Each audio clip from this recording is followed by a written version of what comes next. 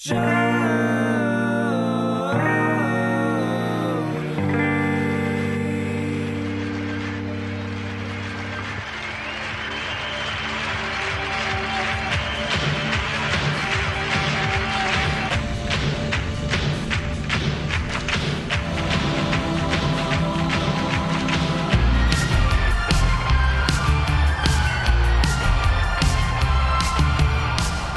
hello, everybody. Welcome to another installment of Show to Be with Mike G, the show of baseball, economic responsibility, balance, leisure, Geraldine, San Francisco, and so much more. It is a great day, and it's ironic in a sense that we are going to sit down and listen to a great chat with Derek Posner, a.k.a. Derek Leisure, on Labor Day.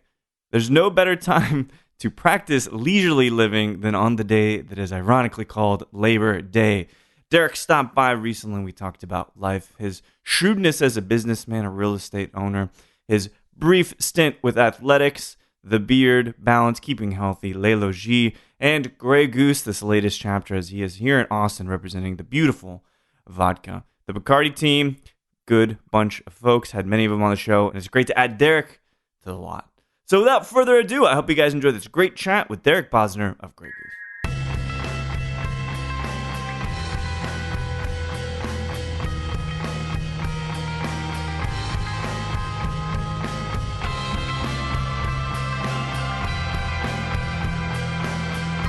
I mean, for me, it's all about balance. Yeah. Like, to be able to do the things that are relaxed and go travel and be comfortable. There's a lot of hard work that goes behind the scenes that you don't see.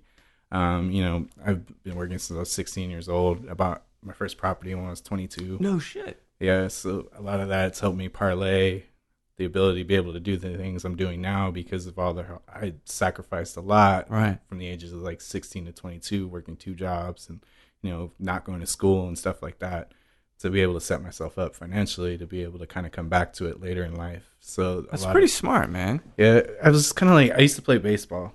Oh, really? Not a pitcher. I was a pitcher. Oh, you were a pitcher because you're short like me. So I figured. Yeah, I'm only 6'5".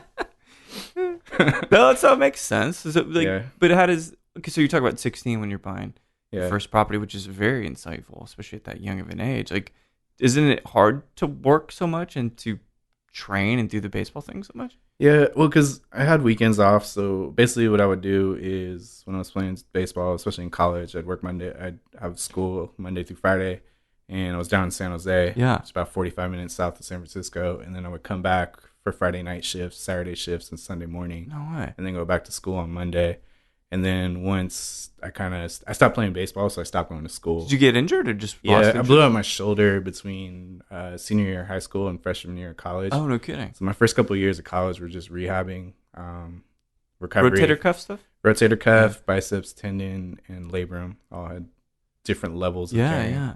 So, but it was funny because I didn't even know because I have a fairly high pain tolerance, I guess. So it's like I just throw really slowly all of a sudden. I'm hitting like 50% of the batters. That's fine. It's fine. They're not really. It's a slower pitch. They're fine. They're fine. I like hitting people anyway, so it's not a big deal.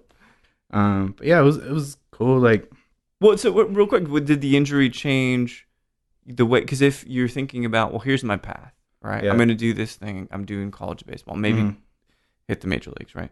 Minor leagues, whatever. Does that offer a really big stifling moment where you're like, oh, fuck, I can't do this anymore? Absolutely. I mean, it 100% changed my career perspective. Yeah. I was always one of those kids. I played baseball as soon as I could walk. I was on every team. I was on all-star teams. I played in the Little League World Series. All that no kidding. There's videos of that then, isn't there? Yeah, there's some footage. Like, we were the first team to make it out of San Francisco in 20 years out of our region. And everyone was like, well, what's your backup plan if this doesn't work out? Fair question. I never had one. I was like, it's going to work out. I'm going to make it happen. And then something that's beyond your control, like an injury, kind of sets you off on a different path. And I never was much of a studious school person. Like, I was in and out of school, and I was really only there to play baseball. Sure. So then once baseball ended, I kind of stopped going to school as well. Man. But I also was like, I have to be productive. So I ended up getting in the service industry and saving up money and just kind of thinking, if I'm not going to be work on my education. I need to work on future wealth. Sure. Which was ending up trying to buy property. I mean, it's a really smart move. I mean, in a way, I think that financial planning for your future is a great skill set that this industry so desperately needs to be educated about. Yeah. How do you feel about that? Like with your peers and maybe because you've had some foresight. Yeah. You've had a career. You probably have some money. You've probably got some assets and thinking about your peers, maybe not having that stuff. Well, it's hard because like I see a lot of people that I've worked with that make higher hourly and make more money than I do. Right. But yet they have less. And it's like, it's always the battle with this industry is not that people don't make enough money. It's that they spend too much. So it's one input, one output, right? Exactly. So it's like, it's all, like I said, it's all about like balancing it out with anything. It's like, if you're making this amount of money, then you shouldn't be spending so lavishly. Yeah. And a lot of the times, like, especially when you work in a physical environment that's high stress, like you've earned it and, it's easy to validate that. You're absolutely right. Rewarding oneself for a job well done. Mm-hmm. Whereas I like to suffer a bit. Right now, I've been very open about this. Lately, I've had a few people that I care about say, "I can have it all, Mike." I'm like, I don't deserve it. I'm thinking to myself, I don't deserve it. Like I want to work hard and then earn a little bit on all that hard work instead of every little gesture being rewarded by a beautiful 21-year-old Craig Alecky Scotch. Yeah, but this isn't a moment, Yeah, for sure. But do you feel any sense of mentorship or any sense of leadership with the people around you to say like, hey, maybe we could try this. Maybe you could. These are the things I've learned. I mean, it's something that has always been the discussion. I think like I'm lucky that I'm in the position that I'm in now where I can turn it into some kind of event with my brand where we bring a financial planner in or something like that. And we have, a lot of people like they want to have this be a conversation that they're involved in, but they don't really know how to go about it. So I think like, doing some kind of activation or training where we have a Grey Goose cocktail and we talk about financial planning and figure out like open the books up and be like, well, what are you bringing in? What are you putting out? Like a lot of people don't, especially in our industry, especially if you're working at a cash place, you don't even know what you're actually making, Oh, that's a good point. So that was always like, even as soon as I became a tipped employee, I kept notebooks and I wrote everything down. So really? I knew exactly. Where do you get this good behavior? Because this doesn't spontaneously happen, does it? I think a lot of it is just, from my parents. I started working at a very young age. I didn't have things like allowance or stuff like that. So I came up being financially responsible from a very early age. Yeah. If I wanted a pair of shoes or I wanted to get something, it was up to me to figure out how to make that happen. So I think just kind of those habits and those behaviors of growing up that way is like, you want to get a Warriors jersey or something, then you're going to have to not eat lunch for 65 days. So, which is fine because you lose a bit of weight in the process. Exactly. So, I mean, I haven't been in this good shape since 7th grade. Dude, that's okay. Here's the question, though. So athletes typically, especially baseball, they're very lean. A lot of weightlifting, a lot of resistance training and all of that. Do you feel outside of yourself being in an industry that, in a sense, because of our ability to just access booze and food, late night food, do you feel connected to your health and your physical prowess, if you will?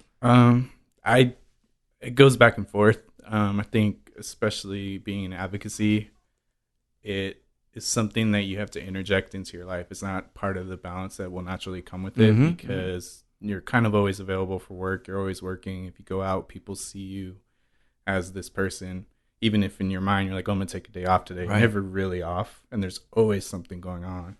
Yeah. So and that's something I had to learn in the early stages of it, is to make sure that you're taking care of yourself health-wise and physical-wise, because it can get away from you really quickly. Before you know, because time goes by so quickly. Yeah. 30 pounds later, right? Exactly. 10 years later. There's plenty of people that I have a general concern for, and it's like, let's go to the gym. Not to bust your ass, but just to have that connection with your body. Because that actually helps, I think, get you away a little bit. Because then if you feel healthy and you drink too much, you feel bad. Yeah. You eat the wrong things, Exactly. It definitely has a connection to your performance overall with mental everything. acuity too. Mental health is huge with that. Like realize, like, if I'm not working out, then a lot of the other stuff kind of wears down on you a lot more than normal. Absolutely. And if you're not balancing that out, it's a lot harder to overcome. Yeah. Because we deal with so many things that are on the other side of the spectrum. Absolutely. So if you're not actively seeking out ways to balance that, then it will never be balanced. Exactly. It's an interesting thing. And one of the things that I think is really important as people get older, I'm 38 and I've been doing this less and in a different capacity. I've found nice ways to have an introduction to this industry without having to break my back from behind the bar. Not that I wouldn't do it, because I absolutely would. And I think those are the kinds of dues I need to pay. But I paid them in different ways, I guess we could say. Yeah. But one of the things I think as I get older is the ability to say no and not feel like that's going to limit your ability to advance career-wise is an important thing. But how do you feel about that concept? I completely agree, too. I think that's something that you learn, especially as things become more accessible to you. Yeah. The ability to say no, or the ability to pace yourself, or the ability to not, especially when you first, like, when you start attending bartending events and become more, you get on the other side of like the industry scene and like things are more available to you. It's so easy to like, oh, there's an event here, and to have every drink that they're offering. And then by 6 o'clock, the night's done for you. Right. So I think it's important to kind of, a lot of it comes with experience and maturity, because I think we've all kind of been there at that stage where like it's exciting and it's new and like all these brands are coming to us and like giving us cocktails and tasting and we're learning. And they're often free too, which it sweetens the deal a little bit. And that's the biggest problem, is that in a way, when I think about master distillers now, I think about Jimmy Russell or Harlan from Buffalo Trace. You basically have these rock stars that are affiliated with alcohol, and alcohol is affiliated with parties. So by the transitive properties of meth or alcohol, you're out, right? You're representing this beautiful vodka. And do you feel like you gotta fucking put up a show? You gotta be a show, You have to be out there. You have to be kind of performing, because if you're not, maybe the brand suffers. Yeah, I mean, you're definitely you become the brand. Yeah. So when you're out and you're doing your activations, or you're just hanging out at Nickel City at 11:30 and getting a slider, you're still the Grey Goose guy that's eating a cheeseburger and having a vodka soda. Dude, do you remember? Okay, do you ever sing Bad Santa?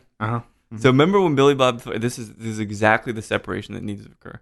So Billy Bob Thornton's having lunch and he's eating a salad and he's in his Santa costume in the mall, and this kid and his mom come up and he goes, "Oh, Santa, blah blah blah," and they're talking to him. And he's like, "Can't you see I'm at fucking lunch?" And he's like spitting his salad at him. Like that moment, right? Like where you just have to realize you're not wearing the costume, getting a slider at Nickel City at 11:30. Yeah. Is there anything we can do to like properly address these things? No, I mean, it's the job. I love doing this job, and I'm always out, and it's the one of the main reasons why I love being in this role is because it's something that fits my lifestyle of what I would have been doing anyway. I see. And it works. I'm fortunate enough to work for a brand that I really believe in, and I'm excited to work about, and we've been doing a lot of great work in the community. But it's just kind of a transition. Sure. Where you go out because you sit down and maybe you get a cocktail placement, or maybe someone sits down with you and you can get a training that's from someone you just met. No, you're right. That owns a bar on East 6 that you didn't know. Always an opportunity. There's always opportunities. So it's like, as long as you're prepared to know and you're in that mindset, then you're good. And if nothing comes along that day, it's not a big deal. But that's part of the reason why I'll just go out and like have a drink and sit down and see who's around. Yeah. That's why some of the accounts that are a little more casual are huge, because you can catch a lot of people that are getting off of work, and you strike up a conversation, and all of a sudden you're like, yeah, come in, let's do a training, or I'd love to work with you. And you were just sitting there eating a burger. That's an aspect of it I had never thought about, and I think that's actually truly valuable. Because the industry works in different hours.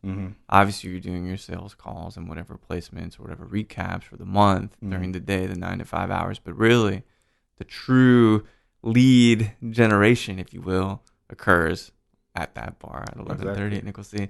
It's hard. Any hard and fast rules for you? Like, don't go out every night, only go out these nights. I mean, anything you abide by? I try to take at least 2 days off a week from drinking completely. I think I hope this wasn't one of those days. I don't want to pressure you. No, today is not. Today's a go day. A go day. So, but I've been especially recently, like making sure that I'm getting some kind of workout in 3 or 4 days a week. It just helps you have your mind right to go into the next day. And like a lot of it too is what I really enjoy about the job is like problem solving and putting puzzles together and being like, all right, well, this account is asking for these things. It's not really what my role is, but how can I facilitate my role to work with this account so that it works for everyone? Yeah.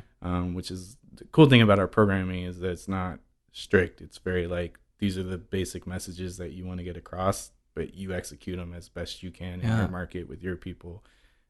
Which the flexibility and the creativity of it is something I really enjoy. Yeah, I think that's really good. And you studied at San Francisco University, San Francisco State University, right? And so like studying hospitality, studying entrepreneurialism. Yeah. So you knew at some point, I mean, you're obviously thinking, I hate to use the phrase outside the box, but you're thinking about the future. You're thinking about making sure you've got financial stability. But entering, very counterintuitive, but entering the hospitality industry, what was it about maybe working at the Drake or working for Starwood or Kimpton that made you realize, oh shit, this is actually a really good fit for me as an industry? I mean, it started out kind of, I was 16 when I started bussing tables and stuff. It was the most amount of money I could make on the schedule I had available. And then from there, it became like, I can make a living off this. I really enjoy doing it. I like working with the people. I'm learning a lot. And I just kind of kept growing and progressing. And then when I came back to school, the program at San Francisco State is in the business school. So it's a hospitality and business program. So it just kind of worked out perfectly. And kind of what the way I saw my career path was to get into management, work for larger hotel companies and stuff like that, to have the security of it. Because I started out in a lot of family-owned places where like you can come in tomorrow and there's locks on the doors, like you just don't know. Yeah. So I just wanted to kind of be able to build a career. I interned at the Four Seasons to start, which was that's huge. Where the people cut their teeth. Yeah, and it was a good place for me to learn a lot because especially coming from places with no rules, they have a lot of rules. So it was good for me to kind of see different aspects of hospitality and then, through the passion of just being in the industry. And like I was always a night person. I like being out. I like, I get bored easily. I can't stay home. So it just kind of worked out perfectly. And I was like, this is something I could build a career off of and just kind of progress.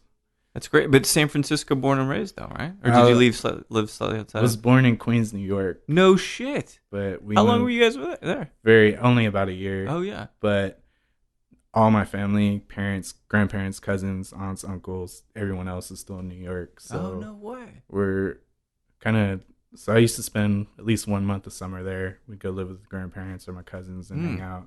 So my parents are born and raised Queens, New York. And then we moved out when I was a child.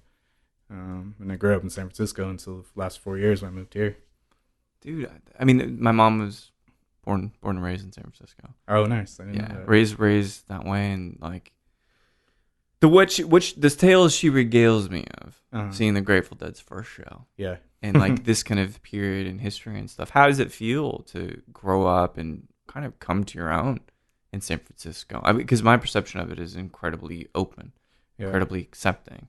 It is, for sure. It's an interesting city to grow up in as a child. It's not really, it's a city for adults. Yeah. And now that I go back, it's amazing to go back and visit and be able to experience it. But growing up there, it's a lot different than people assume it is. Mm-hmm. It's a very blue collar town. There's a big underbelly there.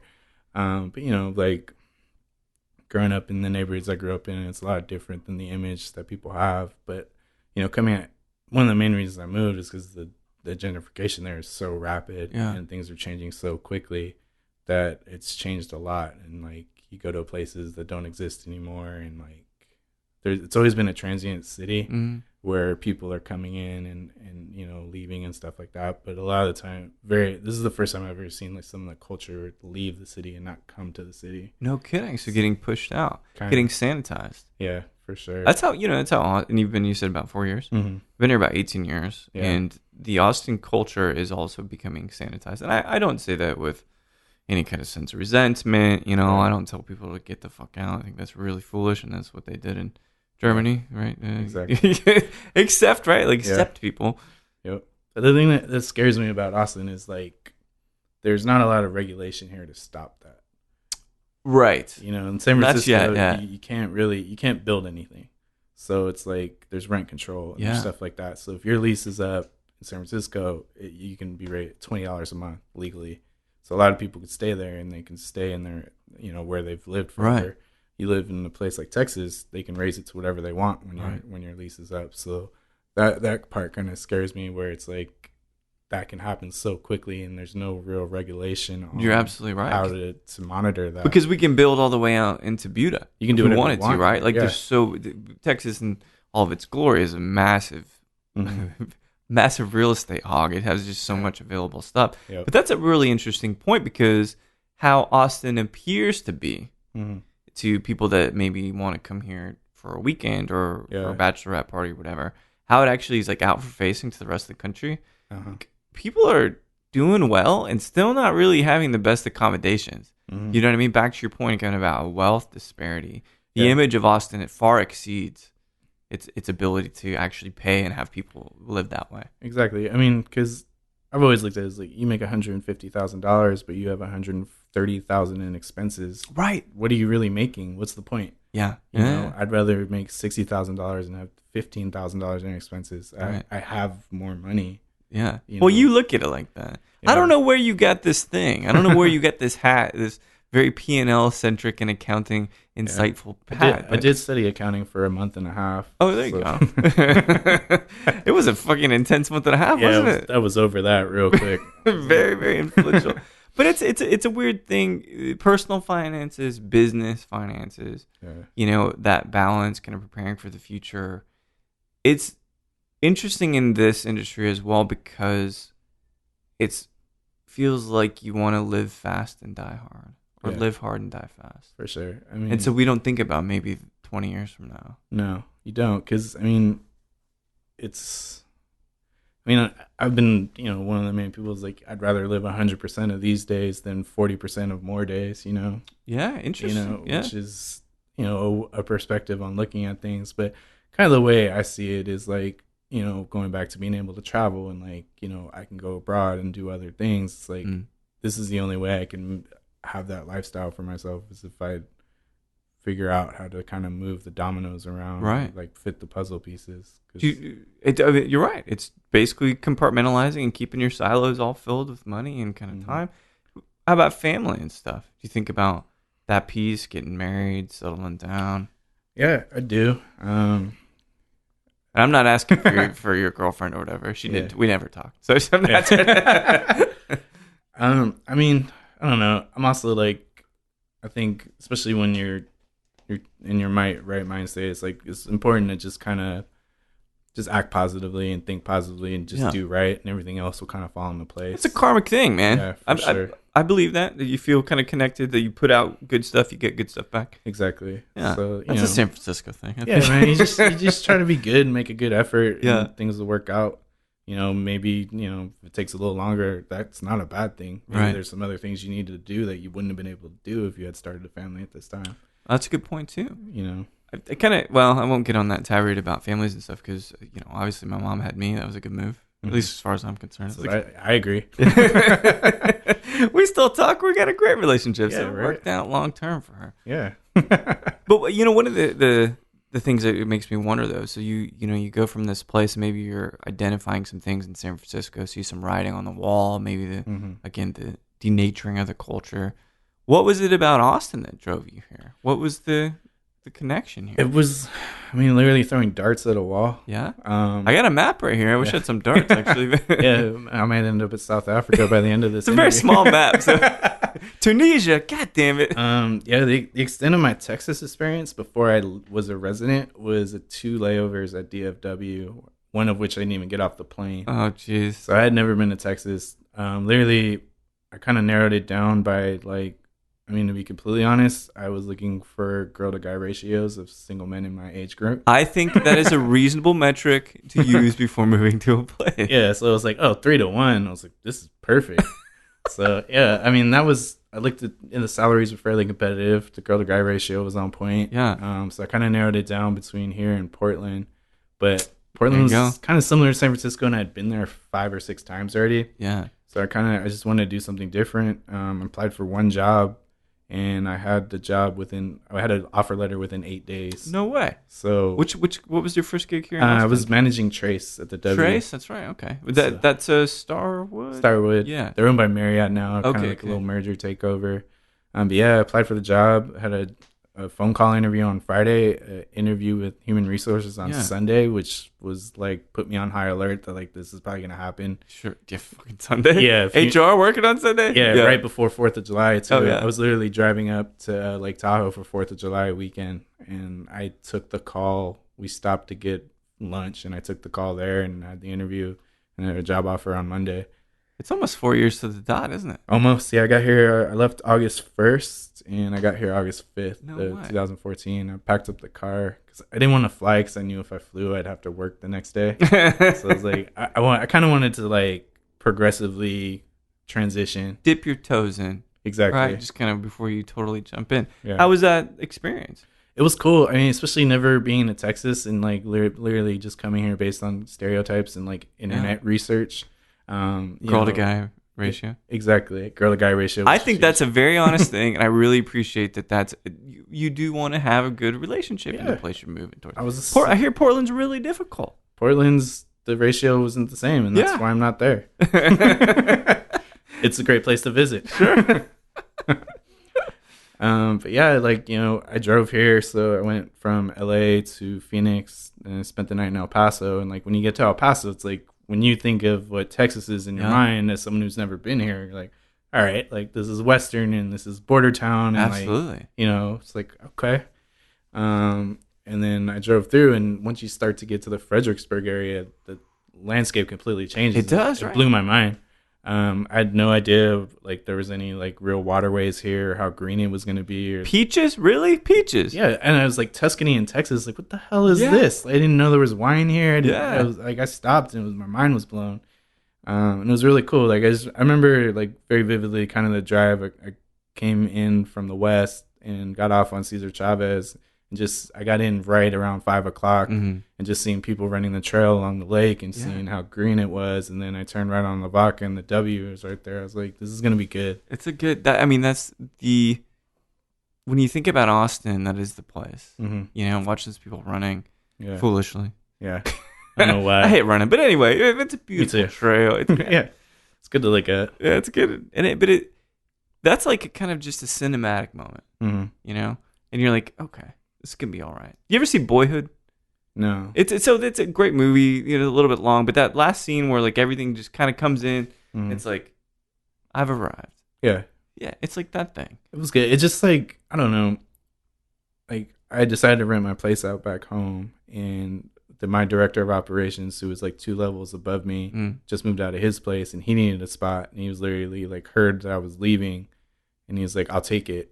So like in between the time of me applying for the job and me working at the job was like 3 weeks, including moving here and getting a tenant in my place. That's great. So really like zero downtime for you. Yeah.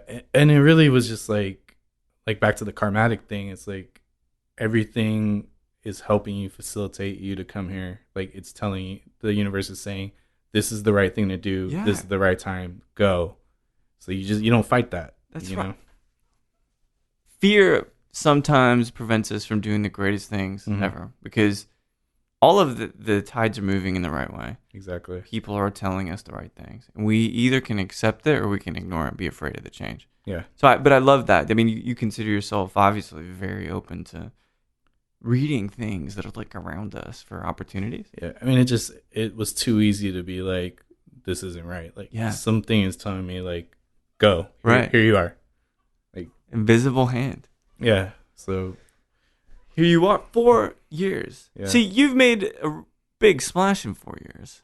The life of the party, or some parties. Yeah. I mean, I can't. I think the first time I met you, you were working with Benita as a wild turkey, perhaps. Yeah. Yeah. I think at the some food and wine. It was Food and Wine Alliance event. Yeah. That's right. And the thing is, you know what I really love, and this is karmic innocence too, that in this industry, you can build very easy ways to preconceived notions about people. Because these interactions that you have from behind the bar are relatively superficial because you just got a job, you got to get this thing done. Feeling good? Good. Here's your drink, enjoy it, right? Exactly. But I was like, I don't know about this dude. Not that I thought you were a bad guy, but I'm like, is there any depth here? I'm just, because I'm always thinking about people. I'm not trying to judge. I just want to see, like, he's got to be a good guy. Everybody kind of vouches for you. Yeah. So you're far more in depth and far more insightful than I would have ever imagined. And I think that's a huge thing in our industry too, is that people are so used to like putting on a hospitality face and like, oh, this, but like, I don't have that as good as other people have because like you, I actually want to get to know you and have an actual relationship with you. And like, a lot of the friends I have from back home, I've known since I was 10, 12 years old. Like at this point, I've known them longer than half my life. Yeah. And a lot of my friends here in Austin, I've met my first, second, third day here. So it's crazy. It's important to me to have real relationships as opposed to like a ton of friends that you're kind of close with, but not really. Like, completely agree. You know what I mean? Because I'd rather have 5 great friends than 150,000 okay friends. Exactly. It's just, it doesn't, because, we're going to have dark times, we're going to have up times. And like being able to speak frankly about that stuff is so important. Or who's going to actually come get you out of jail? That's right. You need the short list. Yeah, dude. I shot myself again. I'm on the side of the street. Can you at least bring me a towel? Yeah. All right. Exactly. All right. I got you. Maybe pick me up? No. Yeah. Fine. Call me an Uber. Yeah. That's fine too. Even deflecting the responsibility to someone else, that's still a good friend. It's like, I'm going to get you home, but I'm not leaving the couch. Yeah. That's still good. I like that. Just send me a pin. So then this whole thing, this latest chapter, sometime in February, I think you took the role with Bacardi for Grey Goose. This year, or rather the last 12 months, I've had what I consider life-changing interactions with some of the folks from Bacardi that I never thought I would have. Meeting Francois and interviewing him and spending good quality time with him at a dinner and then in an interview as I got back from France too. Yeah. It was so resonant. It was so connective. And then obviously Dwayne is a brilliant judge of talent, a great man himself. Ian, Nathan, right? Or Nate, nasty Nates, right? But like, how did this whole thing come about? How did Bacardi approach you and say, you, Derek, the man of leisure, we need you to head this up for Austin? I had a couple things in the works with them that didn't quite work out previously, but I did really well. And they kind of had my name in the hat, basically. And once I found out the job was available, I went through those channels of my connections again to kind of get in the running. And, definitely I was a dark horse. I wasn't, the obvious choice, but I think my way of making things work and working hard and figuring out angles that other people don't see. And also, when you look at the team as a whole, we're all unique in our own ways in our own markets, and everyone kind of makes sense for where they are and what they're doing. And I think like I really took advantage of that. I was like, this is the challenge. We're in the vodka capital of America. Right. And I can do this. And I'm someone who will do this, but you need to take a chance. And they were willing to take a chance on me and kind of see that I do things a little differently, but the results speak for themselves kind of deal. Vodka fell out of favor, although it's still the biggest category. So I don't really believe that, but I understand the kind of challenges that Grey Goose has faced and Bacardi has faced. But there's a couple ways in which you guys have tried to elevate Grey Goose as a mark and also the experience of Grey Goose. And one of those things that I'm familiar with, but I have yet to try, is the Ducasse. Alain Ducasse, is that right? Describe, there's this one and there's one other one. Like, I can't remember VX? That's the VX, yeah. So what do these two expressions do for the brand and kind of what makes them and separates them from the core Grey Goose? So, to start at the core of our concept, start there. Grey Goose created the ultra premium category of vodka. Basically, you had a top shelf, and then Grey Goose built another shelf on top of that and put themselves there. And that was the idea and the thinking of, we're going to use the best field to bottle ingredients that are possibly available to us. and we're going to create this ultra premium category. Yeah. As we built the brand, there was a need to, as competitors stepped up or tried to compete, then there was a need to kind of create some other things. So what we have is VX, which is one of our top tier expressions. It's a beautiful bottle, man. It's a beautiful bottle. So basically, I mean, what it is Francois started in the cognac industry. Yeah. He's a cellar master. Maitre d'Aché, right? Maitre d'Aché, 7-year apprenticeship. So it's kind of a little bit of an ode to his roots. And if you ever are lucky enough to go to Les Logis, it's in the middle of Cognac. There are cognac grape vineyards on property. And we actually distill those grapes. And they're distilled locally in the region from local distillers. And what VX is 95% Grey Goose juice blended with 5% unaged estate cognac. No kidding. Mm-hmm. So it's a grape eau de vie and a wheat eau de vie. Basically. Exactly. Well, that's beautiful. So it's just kind of basically meant to combine Francois' current with his past. Yeah. Essentially. Is it transformative for you? Does it take you back to that place? It does now. Yeah. Especially now that I've been able to go and I've been in the vineyards and we've tasted cognacs and stuff like that on site. So now as soon as I see that bottle, it takes me right back to Les Logis, and you're just this bottle, I know exactly where it came from. Yeah. I was sitting there eating fromage. It's awesome. Amazing. It's a really cool thing. And then Ducasse is also, it's a partnership with Chef Alain Ducasse and Francois, our master distiller. So what they did is all our products 100% French winter wheat.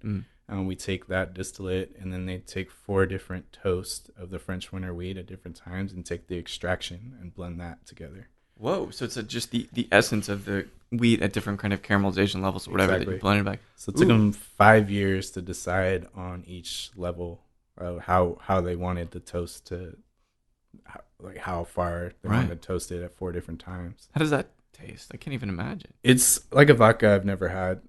If you tasted it, you probably on its own without knowing what it is, you might not be able to put it into a category just blind tasting it. I get a lot of earthiness, almost like a sesame, a little bit. It's not smoky, but it's like caramelly, like a rum maybe. Yeah, a little caramel. It's got like that grain bite too. It's really good. It makes a great martini. But also pairs with things like, specialty bitters and stuff like that. Salty stuff? Like salty, food? yeah. Sounds a little olive oil or something like that. Oh, dude. Some charcuterie. Mm-hmm. But, yeah, we've been able to get that moving in some accounts. And that's great. It's a cool thing because especially, a lot of our trainings are based on comparative tasting. So if you have something like that, and what our first thing we taste is Pulagar, which is basically what's the closest thing to the vodka that was made in 800. It really, a lot of people was like, vodka doesn't taste like anything. It's flavorless or odorless. And once you taste these things, it kind of sets you up all right, well, hold on. This is different. Yeah. I wasn't expecting this. So it's a good way to kind of set that off. Well, I think it's a great to innovate like that, to try to push the category forward, because to your point, I mean, I won't get into the woes of the vodka industry, but it's a lot of rubbish, man. Yeah. And there's not a lot of things that make it different. But, did you ever imagine that you would be working with Bacardi, with one of the best luxury brands of the world? No, I mean, it's really like a dream job. It's a dream come true. Yeah. I'm thankful every day. I literally keep the job description on my wall next to my light switch, so I see it every day just to remind myself of thankfulness. Of how lucky I am to be where I am. So it's really important to me, and just kind of stay humble and stay grounded and make sure that I'm doing right by everyone that I'm dealing with. That's great. Yeah. Do you a smart guy with assets? You'll be doing this Grey Goose thing for a bit, I'm sure. Is this brand ambassador role, is it something you're thinking, man, it'd be nice to expand it? Maybe I'll take on a couple states. Maybe I'll stab Julian and then take global. Exactly. Well, I mean, that's the thing too. It's I'm trying to position myself as someone who can work with multiple brands or has relationships in other regions, because obviously is kind of cyclical. Sometimes it's in, sometimes it's out. It kind of depends. But I mean, it's definitely something I want as a career. like I said earlier, it kind of parallels with the way I live my lifestyle anyway, between traveling and being out all the time and like being in social settings. It's something that, meshes with my personality. I'd be doing it on my free time anyway. Which is getting paid for things you'd be doing anyway. Exactly. And that was kind of the other side of it, is like, all right, well, I need to like maybe stay home once a week and like, cook dinner or something. Play some chess. I don't know. Something. Yeah. Learn how to read. Learn French, perhaps. There you go. That's not a bad idea. And you're going back to Les Logis? Yeah, I'm fortunate enough. I'm going next Friday. We're hosting a distributor trip. Hate you. So that's not really a hate. It's a disdain. Yeah. Is that better or worse? Yeah. Yes, I get to go out there, and then I also have to go to Tails. So straight back. Thankless job. I know. I got to repack my suitcase and then go to Tails a Cocktail for about a week. And what do you hope to do out there? It's my first time, so I'm really excited to just kind of soak it in. I've never been like more nervous and more excited for a trip in the same time. Yeah. Because I know there's, New Orleans is rough on its own to visit to. So to be there for a week with the bartending conference is going to be sweaty. Yeah. In the middle of July. Yeah. It's an interesting thing, though. Education's vastly important, and I'm glad that the conference kind of has still treaded on. I think that's really important. So I've got all these kind of things to think about, like, what does Derek do next? I'm not even going to ask you that question, though, because you're always going to, I sense that you're always going to plan, and you're always going to be really set up for success. And I imagine with the luck and rather the success you've had already in Austin with Grey Goose, that, this is a really nice match for you. And I've been drinking a lot of martinis lately. So, there you go. We like that. Well, so here's the thing, because you guys have Oxley and then you have Grey Goose. Mm-hmm. What compels someone to go to one or the other? Or rather, is there kind of some narrative that you can help someone get into the right kind? I tell people to have a Vesper. Oh, because it's got both. That's just double dipping. There you go. Yeah, it's like, you know what? You can't make a decision. Have both. How about that? What about I wonder, have you ever done a 50-50 blend of a vodka and a gin martini? Mm-hmm. How was that? It's delicious. Good. Yeah. And it works for the Bacardi brand. Oh, yeah. I need to try it. I don't know, man. I'm still on the fence about it. Yeah. What's your preferred martini? 4-1 martini, London Dry, twist. Yeah. That's it. There's plenty of wonderful London Dry. For sure. Ox is great, to be honest. It's really it is nice. Great. It's a great product, and it's fun. I've been working a lot with Irene because gin and vodka, we did Martini Mondays at Drinkwell, so that was an easy thing to do. I can't believe I missed that. But, I think, especially when you have a true classic vodka martini, it's a cocktail that really showcases the spirit. Mm. And if you're not making it with the quality vodka, that really stands out. Sure. So that's kind of like one of the main reasons that I like to show off Grey Goose in a martini, is because if you use something that's not of that level, it's not going to taste. It cracks. The makeup cracks under the lighting. Exactly. There's nothing to cover that up, where Grey Goose can stand on its own, and that it really helps the spirit shine. But it also, if you go the other way with the vodka that's not of the same level, then it really shows the difference. So it's a real, like you said, it kind of shines a light on, like, this is why we're saying this is different. Yeah, super concentrated and very much under the spotlight. Mm-hmm. That's why the martini is the perfect cocktail. I agree. Because you can really, it's like acting on Broadway. Mm-hmm. No takes. Yeah. You fucking remember your dialogue, and you execute it, and you bring that crown to its knees. People are there to see you. That is exactly right. Yep. So I got 2 questions left for you. Okay. In what is the world's first podcast with Derek Leisure. I feel lucky. It's like before they were big, right? That's right. Behind the music. But so, I think about this, and let's say you're enjoying a vodka martini with a twist. I'm just going to impart my beliefs onto you here. I'm a twist guy. Much better. I don't like the salinity. I've been getting big on the onions, though. Twist and Gibson, onion. right? Yeah. Gibson. On the side, just because I get hungry. On the side, okay. I could do olives on the side. I just don't want the brine in the cocktail. Yeah. I'd love to eat when I drink. That's a great thing. Yeah. Pearl onions, though, man. Come on. Well, if you have a bacon one, then we're really talking. There you go. The ranchero. There you go. But you're anywhere in the world, maybe Les Logis, maybe sipping some beautiful martinis there. If you could have a drink in a conversation with anybody, living or deceased, who might you like to just sit up at the bar and spend the rest of the night just talking about everything? It's an interesting question, because I had this during my interview. No shit. And they stole my question. Well, my answer to that was everyone at this table. Mm-hmm. But well done. I feel like if they hear me say that again, they're gonna be like, "Hey, hold on here." I probably say my grandfathers. Yeah. One of which I've never met, and then another, at the time that we're all the same age. Yeah. Oh, yeah. You know what I mean? Not as I knew them or never got a chance to. In their youth, in other words. In their youth, like pre-marriage, before they met my grandmothers. To kind of just like see where I get everything from, and have a night. How cool would that be to go hang out with your grandfather and you guys are both 25 going to get martinis? He was a drunk, so mine was single malt guy, right? Yeah, I mean it is a lovely thought. Yeah, I think that would be cool because like I said, one of them I never met. Yeah, and the other me too. Yeah, so it's like to get to sit down and have a martini with your bloodline. Yeah, at the same age. At the same time you are, to just kind of see like how were they at this age. I think that'd be really cool. I think it's a great insight into history and kind of where you come from. I think we all want to know where we come from. Mm-hmm. And it's one of those things sometimes that my mom will act certain ways, and I've never seen it throughout my kind of like prepubescent age up even to adulthood. Mm-hmm. But Lydia, my wife, she'll see it. She's like, "You're just like your mom." Like, fuck, really? So it's one of these things like maybe at the same age. Yeah. Then you can really get a clear insight into how similar you are. I mean, I definitely like see how I'm like my parents sometimes. I'm like, oh my God. Man, it's one of those things. I mean, it's just coming to grips with fucking geneticism. Yeah. There's nothing you can do. And if they send me another 23andMe link, I'm going to change my email. I need to take that. Man, there's so many good categories I just want to invent for 23andMe.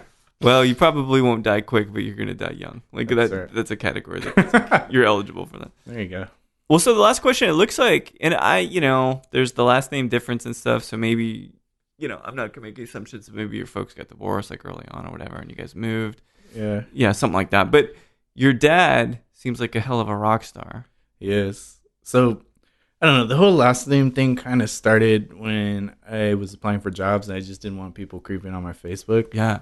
And my dad's always gone by an alias. My parents are still together. They got married at 22 and 21. Oh, nice. And they've been together somewhere between 40 and 45 years. That's incredible. Which is insane. Yeah. They've been married for 15 years longer. Longer than you've been alive. So it's crazy. But yeah, I mean, he was in the original set of Twisted Sister. I saw some Dee Snider reference. That is fucking awesome. He was? Yeah, so they were in a band called Peacock. It was my dad, my uncle, Dee Snider, and another guy that ended up being in Twisted Sister. But he came up in the metal scene in New York in the 70s. Oh, no way. And he was, I get a lot of the entrepreneurship and kind of like you said, like the outside the box thing. It's like I don't care about the box. Like a lot of people want to live in there, but to me it's irrelevant. Like I just see paths of how to make things work. And if it goes in the box or outside the box, it is what it is. But he was signed to a record label as a drummer. I think it was RCA at 16. No fucking way. And he's still playing music to this day. He still does shows. He's in a band in San Francisco, right? Yeah, his band right now is called the Bone Drivers. Bone Drivers. Yes. That's not double entendre at all. No, at all. It's funny because it's one word, so I just call him the Boned Rivers. And he doesn't think it's as funny as I am, but it's not. It's for my amusement. Dude, okay, so what you do is you put a picture of Joan Rivers, and you take her face off and put a skull. Okay. I thought you were going to go somewhere else with that. No. Not like real gross, just super dad joke. Okay. Yes, you turned Joan Rivers into a skull. I like that. I'll send that to him. The Bone River. Yeah, I mean, so he goes under Karloff, which is not his name either. But yeah, kind of just I got to a point where, especially when I got into I was managing in hotels when I was 25 years old. Yeah. And I really truly believe if you're going to be in food and beverage operations, you can't be successful unless you're there 50 to 60 hours a week. It's just, right. It's a job that demands that of you to be successful. if you want to put in 40, you're just, there's too much work left on the plate. There's too much stuff to do. Yeah. It's just one of those jobs that takes that time. So after I had like, you know, spent most of my young life working, and then I took a little break, and then I came back and put this career like 4 or 5 years in management for hotels, and kind of the legend of leisure was born. Legend of leisure. So I was like, you know, I've done what I wanted to do here. I've gotten to a point where I can like, now I can go back behind the bar and work 3 or 4 days a week and like drive for Uber, just kind of like, you know, just kind of like let life come to me as it does. And like, and that's kind of like a lot of my philosophy is just to like let things happen. Yeah, let things happen. Just be chill. Happen.